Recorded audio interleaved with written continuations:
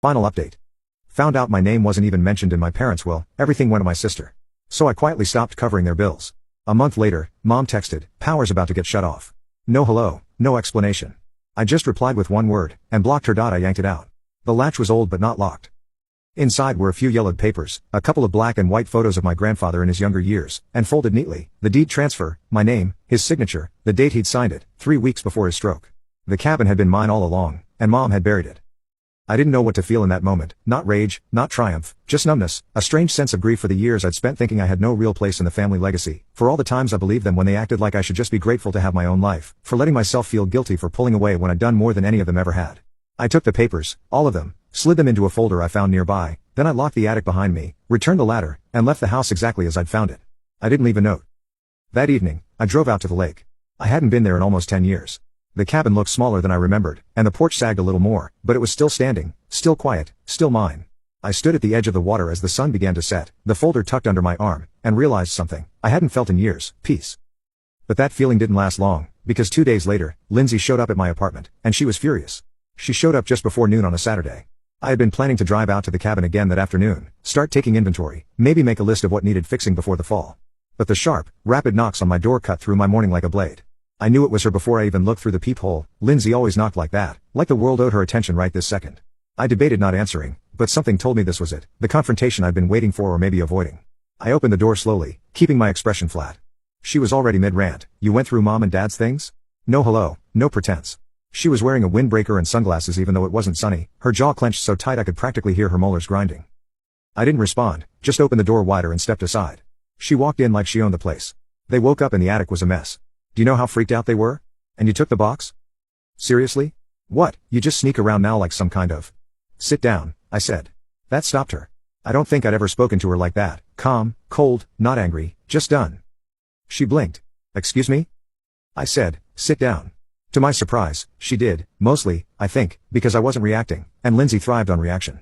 I grabbed the folder from the kitchen counter, set it down on the table between us, and slid it toward her. "Take a look." She opened it like she expected to find a prank inside. Her eyes scanned the deed transfer, then again, then again. Silence stretched out. Finally, she said, "That's not. This doesn't. It was supposed to be part of the estate." "It wasn't," I said. "But Mom says..." "Yeah, Mom says a lot of things." Her head jerked up. I leaned forward, hands clasped. "Grandpa left me the cabin. He signed it over before he passed, and Mom kept it hidden. You rewrote the will with her, didn't you? Helped her simplify it." Lindsay didn't respond, but her jaw twitched again. "You thought I'd never find out, just like with the bank account, the slow siphoning. You thought I'd never check. You didn't care about the cabin," she snapped. "You never even went up there. You moved out, started your fancy job, left us all behind." "You mean I built a life?" I scoffed. She crossed her arms. "You always act like you're some martyr, like you did everything. Newsflash, Mark, we all struggled. You think it's easy raising 2 kids on a teacher's salary? You think it's easy being the one Mom and Dad lean on emotionally?" I stared at her. "Emotionally, Lindsay? I paid their mortgage. I covered their utility bills. I gave up vacations, holidays, time with my friends for years to make sure they didn't lose that house. And what did I get in return?" She didn't answer. I didn't need her to.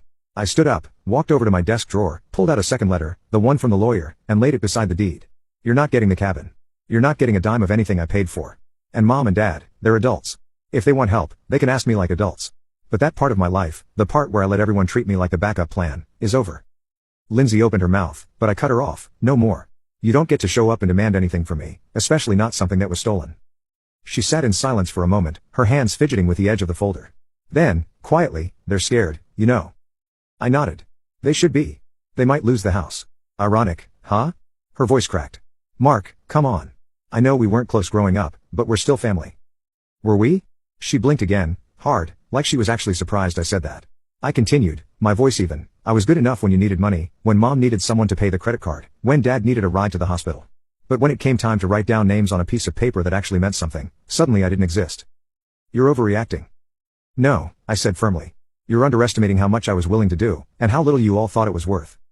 She stood up, folder still in her hand. "So what? You're just cutting everyone off?" "I already have. You're just late to the realization." The room felt heavy after that. She lingered for a second longer, as if waiting for me to say something that would soften it, something that would let her off the hook. But I didn't. She walked out without another word. The click of the door behind her was the most peaceful sound I'd heard in weeks. A month passed. I heard through a mutual acquaintance that Mom and Dad tried to refinance the house again and were denied, something about a missed payment and an old account closure flagging the system. They were considering selling, downsizing into something smaller. They didn't reach out, I didn't offer. Lindsay sent a single text, one sentence, "You really went through with it." I didn't reply. Instead, I spent that weekend at the cabin. I brought tools, sandpaper, a paint roller, supplies from the hardware store. Fixing it up was slow, quiet, healing. Every squeaky floorboard I tightened, every crooked door I realigned, it all felt like reclaiming something that had been taken, not just from me, but about me, control, self-worth, peace. I hung Grandpa's old fishing rod back on the wall above the fireplace. I found an old photo of him and me from when I was maybe 8, holding up 2 tiny sunfish like we'd caught whales. I framed it. By the time autumn came, the leaves around the lake turned gold, and the air smelled like pine and wood smoke. I realized something, I didn't miss them, not the way I thought I would. Because what I'd really mourned all this time wasn't my family, it was the idea of what family was supposed to be, loyal, supportive, loving. And now? Now I was building something of my own. Not with guilt, not with obligation, but with choice. And that, I realized, was worth more than any inheritance they could have left.